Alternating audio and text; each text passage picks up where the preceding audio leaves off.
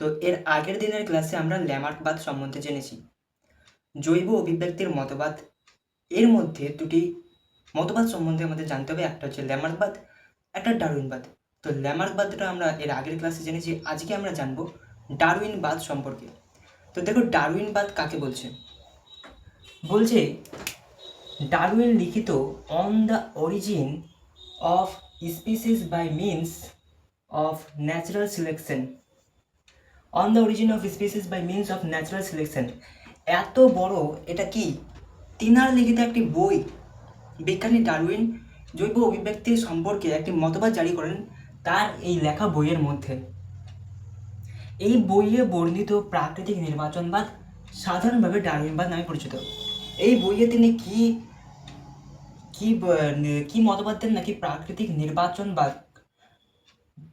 নির্বাচনবাদ সম্বন্ধে তিনি যে সমস্ত ধারণাগুলো দেন তাকেই বলা হচ্ছে সাধারণভাবে ডারউইনবাদ।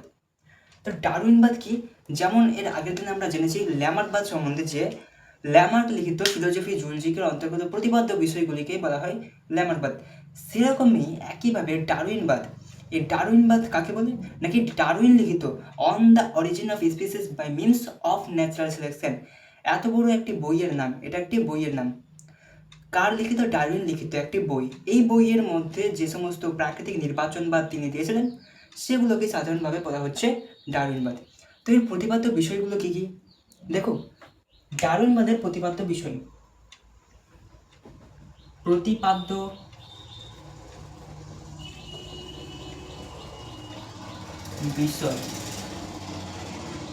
সমূহ কি কি বলছে? প্রতিপাদ্য বিষয়গুলি কি কি? 1 নাম্বার বলছে অত্যাধিক হারে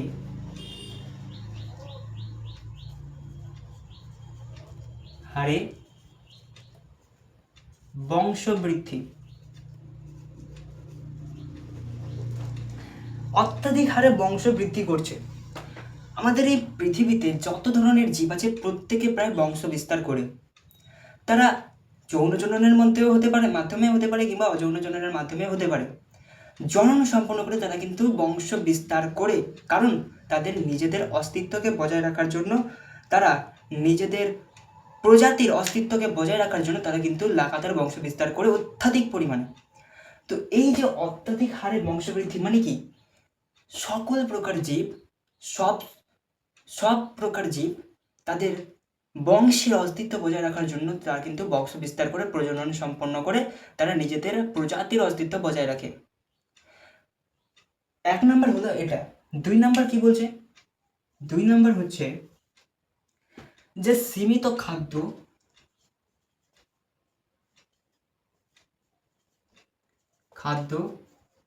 ও বাসস্থান। সীমিত খাদ্য ও বাসস্থান মানে কি, বংশ বিস্তার হচ্ছে, বংশ বিস্তার তো থেমে নেই। প্রত্যেকটা জীবের মধ্যে, প্রত্যেকটা প্রজাতির মধ্যে বংশ বিস্তার কিন্তু হচ্ছে, কারণ তারা নিজেদের অস্তিত্বকে বজায় রাখতে চায়, নিজেদের প্রজাতির, নিজেদের বংশধরের অস্তিত্বকে তারা বজায় রাখতে চায়। তো এই যে বংশ বিস্তার ঘটছে, বংশ বিস্তার ঘটলেও এই যে খাদ্য, বাসস্থান, এগুলো তো আর বিস্তার ঘটছে না, সেগুলো যতটা আছে ততটাই তো আছে। বাসস্থান, আমাদের পৃথিবীর যেটা আকার সেটা তো আর হঠাৎ করে বেড়ে যাবে না, নাকি যতটা আছে ততটাই থাকবে। তো বাসস্থান কি হবে? বাসস্থান কিন্তু সীমিত, বাসস্থানের পরিবর্তন হচ্ছে না, অর্থাৎ সীমিত খাদ্য এবং সীমিত বাসস্থান রয়ে গেছে, কিন্তু বংশ বিস্তার ও তার অতিরিক্ত পরিমাণে হওয়ার কারণে কি হচ্ছে, সেগুলো ধীরে ধীরে কমছে। ধীরে ধীরে কমছে। আগেকার দিনে তোমরা জানবে যে আগেকার দিনে যে সমস্ত মানুষজন ছিলেন তাদের জমি জায়গা কিন্তু বিশাল পরিমাণে ছিল, বিশাল বিঘা বিঘা তাদের জমি ছিল, কিন্তু বর্তমানে দাঁড়িয়ে কি দেখা যাচ্ছে যে কারো কাছে অত বিঘার জমি, 1 বিঘা জমি পর্যন্ত নেই, কারণ বংশবিস্তার বৃদ্ধির ফলে যাদের কাছে ছিল তাদের বংশবিস্তার, তাদের সন্তানের সংখ্যা বৃদ্ধির ফলে সে সমস্ত জায়গা জমি ভাগ হয়ে গেছে এবং সেগুলো বর্তমানে ভাগ হওয়ার কারণে কমে গেছে। তো কী হচ্ছে, বংশবিস্তার যেহেতু বৃদ্ধি পাচ্ছে সেই জন্য জমি জায়গা অর্থাৎ বাসস্থানের পরিমাণ কিন্তু কমছে এবং সেই সঙ্গে সঙ্গে খাদ্যেরও পরিমাণ কমছে। তো অত্যাধিক হারে বংশবৃদ্ধি হলেও খাদ্য এবং বাসস্থান এর কিন্তু বৃদ্ধি হবে না, এটি কি সীমিত, এগুলো হচ্ছে সীমিত জিনিস। তো এই বংশবিস্তার অতিরিক্ত হওয়ার কারণে এগুলোর কিন্তু বর্তমানে এগুলোর খাদ্য এবং বাসস্থানের কি দেখাচ্ছে? সংকট দেখাচ্ছে। 3 নাম্বার বলছে অস্তিত্বের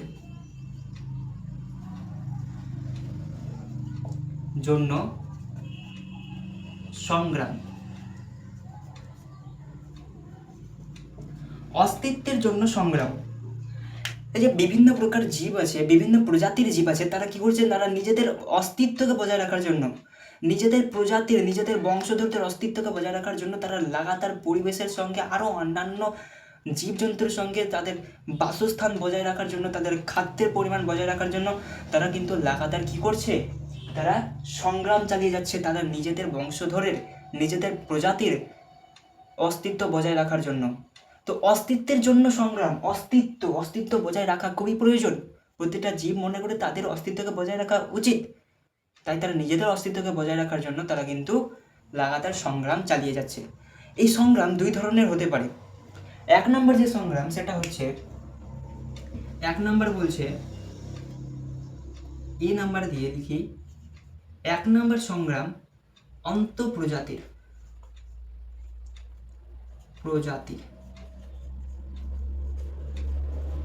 মধ্যে সংগ্রাম। মানে কি দাদা? অন্তঃপ্রজাতি, কোথাও না কোথাও তোমরা এই শব্দটা শুনেছো যে তাদের মধ্যে অন্তঃমিল আছে, অন্তঃমিল দেখা যায় এমন তাদের মধ্যে বৈশিষ্ট্য আছে। তো এই কথাটি তোমরা শুনে থাকবে। ফর এক্সাম্পল, তো অন্তঃপ্রজাতির মধ্যে সংগ্রাম মানে কোনো একটা প্রজাতির মধ্যে, সেই প্রজাতি দুটো জীব তারা একই প্রজাতির মধ্যে থাকে, তারা দুটো জীব একই প্রজাতির, তারা যদি খাদ্য এবং বাসস্থানের জন্য তাদের নিজেদের অস্তিত্বকে বজায় রাখার জন্য যদি সংগ্রাম করে, তাহলে সেই সংগ্রামকে বলা হচ্ছে অন্তঃপ্রজাতি। অন্ত মানে নিজেদের মধ্যে সংগ্রাম, একই জীব তারা নিজেদের মধ্যে, একই প্রজাতির জীবরা তারা নিজেদের মধ্যে সংগ্রাম করছে। যেমন একটি উদাহরণ যদি তোমাদের দিই, যেমন এক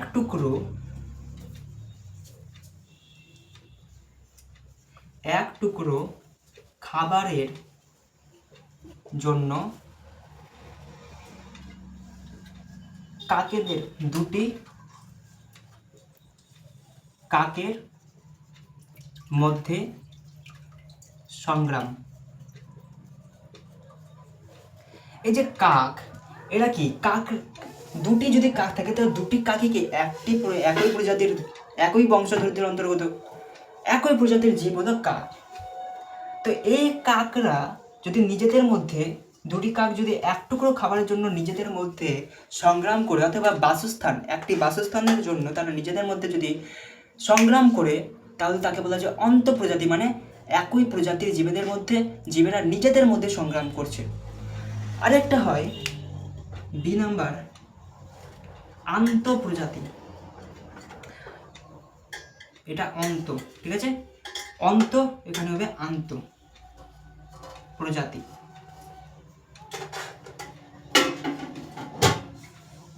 মধ্যে সংগ্রাম। অন্তর বিপরীত হলো আন্তঃপ্রজাতি মানে কি? দুটি জীব বা একাধিক জীব, দুটি বা দুইয়ের বেশি জীব প্রজাতি, তারা ভিন্ন ভিন্ন প্রজাতির অন্তর্গত যদি জীবেরা নিজেদের মধ্যে সংগ্রাম করে, তাহলে তাকে বলা হবে আন্তঃপ্রজাতির সংগ্রাম। যেমন উদাহরণ কি দিতে পারি? উদাহরণ হচ্ছে, যেমন আন্তঃপ্রজাতির মধ্যে সংগ্রাম, এর একটি উদাহরণ হলো যে এখানে এক টুকরো মাংসের জন্য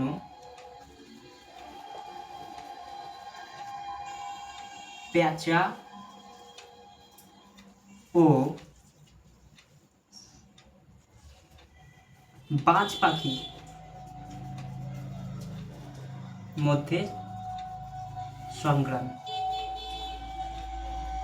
এই পেঁচা, বাজ পাখি এরা কি খায়? মাংস খায়। তো পেঁচা, এই যে প্রজাতি, এই যে বংশধর, পেঁচাদের বংশধর এটা আলাদা, পাখিদেরই মধ্যে, পাখি প্রজাতিরই পেঁচাদের বংশধর আলাদা, কিন্তু বাজদের বংশধর আলাদা। তো এরা কি ভিন্ন ভিন্ন বংশধরদের অন্তর্গত পাখি।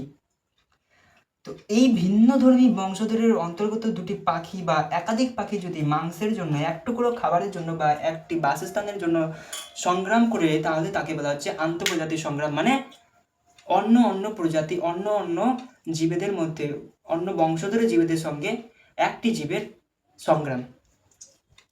অস্তিত্বের জন্য সংগ্রাম এর আরেকটি কি দেখলাম, অস্তিত্বের জন্য সংগ্রামের একটা উদাহরণ হলো যে আন্তঃপ্রজাতির মধ্যে সংগ্রাম, আরেকটা হচ্ছে আন্তঃপ্রজাতির সংগ্রাম, আরেকটা হচ্ছে পরিবেশের সঙ্গে সংগ্রাম।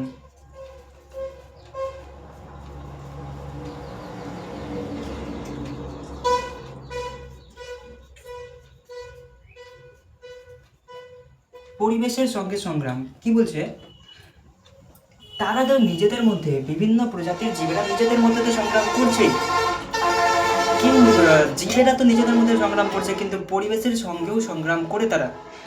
যেমন পরিবেশের পরিবর্তন, কোনো একটি জায়গায় যদি অতিরিক্ত খরা, অতিরিক্ত গরম সৃষ্টি হয়, গরমের আবহাওয়া দেখা যায়, তাহলে কি করবে, যারা গরম, যে সমস্ত জীবগুলো গরম সহ্য করতে পারে না, তারা কি করবে নাকি যে সমস্ত জায়গার মধ্যে সেই সময়ের শীতল জায়গা, সেই সমস্ত জায়গাতে চলে যাবে।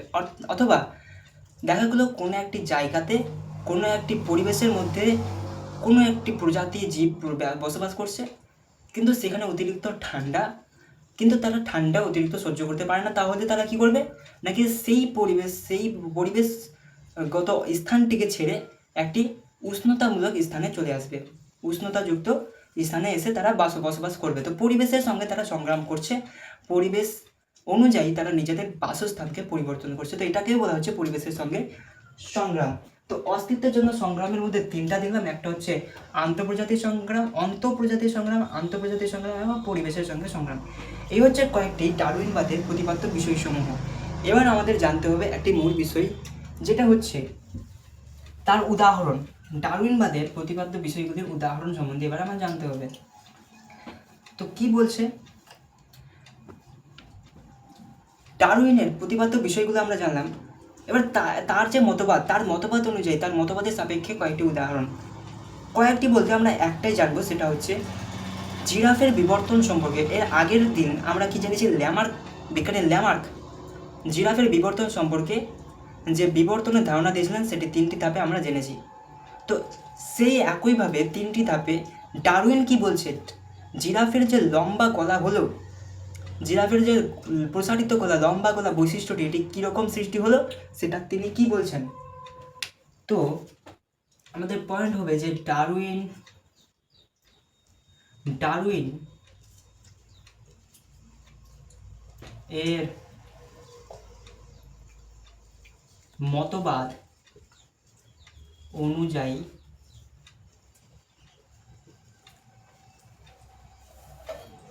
জিরাফের বিবর্তন। তো কি বলছে দেখো, বিজ্ঞানী ডারউইন বললেন যে জিরাফের পূর্বপুরুষদের মধ্যে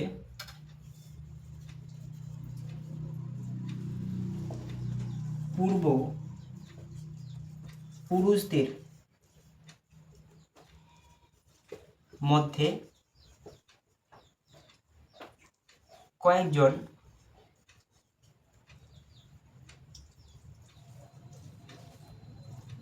বা জিরাফের পূর্বপুরুষদের মধ্যে কয়েকজনই লিখি, কয়েকজন লম্বা গলাযুক্ত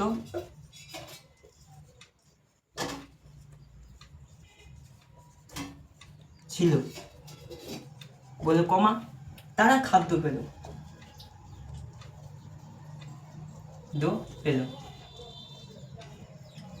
2 নাম্বার বলছে অপেক্ষাকৃত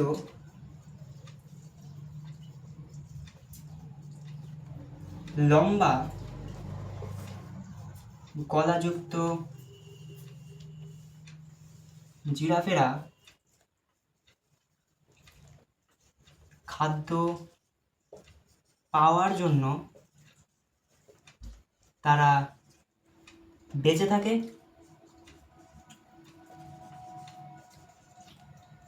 এবং অধিক পরিমাণে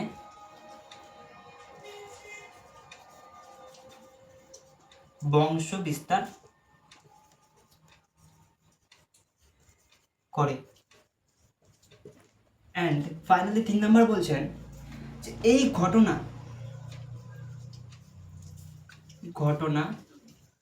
অনবরত ঘটার ফলে বর্তমানে জিরাফ লম্বা গলাযুক্ত হয়েছে।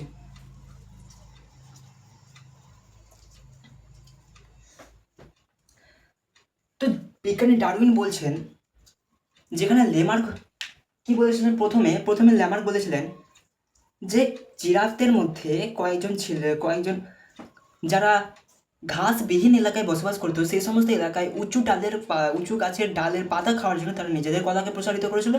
ফলে এই প্রসারিত গলা বৈশিষ্ট্যটি পরবর্তী জিরাফের মধ্যে যায়। কিন্তু বিজ্ঞানী ডারউইন বলছেন যে না, জিরাফের যারা পূর্বপুরুষ ছিল তাদের মধ্যে কয়েকজন লম্বা গলাযুক্ত ছিল। অর্থাৎ জিরাফের গলা লম্বা করলো, প্রসারিত করলো, এর ফলে তাদের গলা প্রসারিত হয়ে গেলো, এটা কিন্তু ঠিক না। কে বললেন এটা? বললেন বিজ্ঞানী ডারউইন। তো কি বললেন তিনি? যে তাদের মধ্যে কয়েকজন লম্বা গলাযুক্ত ছিল এবং তাদের যেহেতু লম্বা গলা, তাদের বৈশিষ্ট্য যেহেতু লম্বা গলাযুক্ত, তাই তারা খাদ্য পেল। এর ফলে অপেক্ষাকৃত লম্বা গলাযুক্ত জিরাফেরা খাদ্য পাওয়ায় তারা কি হলো? খাদ্য পাওয়ায় তারা বেঁচে থাকে এবং অধিক পরিমাণে বংশ বিস্তার করে। যেহেতু তারা খাদ্য পেল, তারাই বেঁচে থাকার সম্ভাবনা কাদের বেশি? যারা লম্বা গলাযুক্ত তারা বেঁচে থাকলো এবং তারা অত্যাধিক পরিমাণে বংশ বিস্তার করলো। আর 3 নম্বর বলছে যে এই ঘটনা, তারা লম্বা গলাযুক্ত জিরাফেরা বেঁচে থাকছে এবং তারা খাদ্য পাওয়ার ফলে বংশ বিস্তার করছে। এই ঘটনা অনবরত ঘটার ফলে বর্তমানে জিরাফের লম্বা গলাযুক্ত হয়েছে। অর্থাৎ লম্বা গলাযুক্ত জিরাফেরা যদি বংশ বিস্তার করে, তাহলে তাদের যে অপত্য সৃষ্টি হবে তারা কী হবে? লম্বা গলাযুক্ত কিন্তু হবে। তো এবার এ হচ্ছে তার ডারউইনের মতবাদ অনুযায়ী জিরাফের বিবর্তন সম্বন্ধে এটাই উদাহরণ, এটাই জানতে হবে। এখান থেকে আর বেশি কিছু জানতে হবে না। এবার আমাদের জানতে হবে একটা, যেটা জেনে নিলেই আমাদের ডারউইনবাদ শেষ হয়ে যাবে, অর্থাৎ জৈব অভিব্যক্তির মতবাদটা আমাদের শেষ হবে। যেটা হচ্ছে যে বিজ্ঞানী ডারউইন এই সমস্ত মতবাদ দিয়েছিলেন, কিন্তু তার কিছু ত্রুটি ছিল। তো কি কি ত্রুটি বা সীমাবদ্ধতা? ডারউইনের সীমাবদ্ধতা,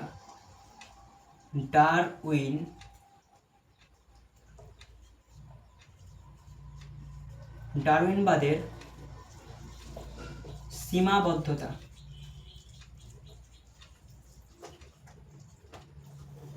তো ডারউইনবাদের সীমাবদ্ধতাগুলি কি ছিল সেগুলো আবার আমরা জানব। তো ডারউইনবাদের সীমাবদ্ধতাগুলি কি কি বলছে দেখো।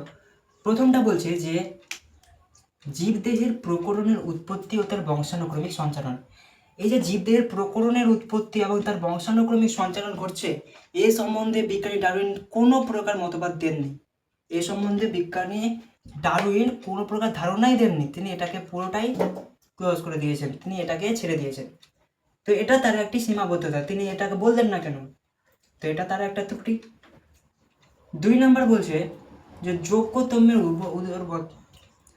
তিনি কেবলমাত্র যোগ্যতম্যের উদরবর্তন সম্বন্ধে ভেবেছেন। তিনি যোগ্যতম্যের আবির্ভাব নিয়ে কোনো আলোচনা করেননি, এটা একটা তার সীমাবদ্ধতা।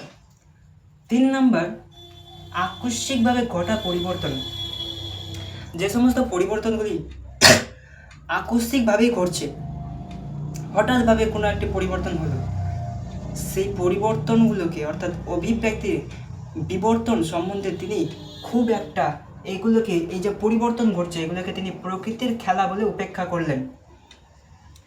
আকস্মিকভাবে ঘটা পরিবর্তন, যে সমস্ত হঠাৎই ঘটছে পরিবর্তনগুলো, যে সমস্ত পরিবর্তনগুলো ঘটছে সেগুলোকে তিনি প্রকৃতির খেলা বলে উপেক্ষা করলেন, সেগুলো নিয়ে তিনি কোনো প্রকার পর্যালোচনা করলেন না।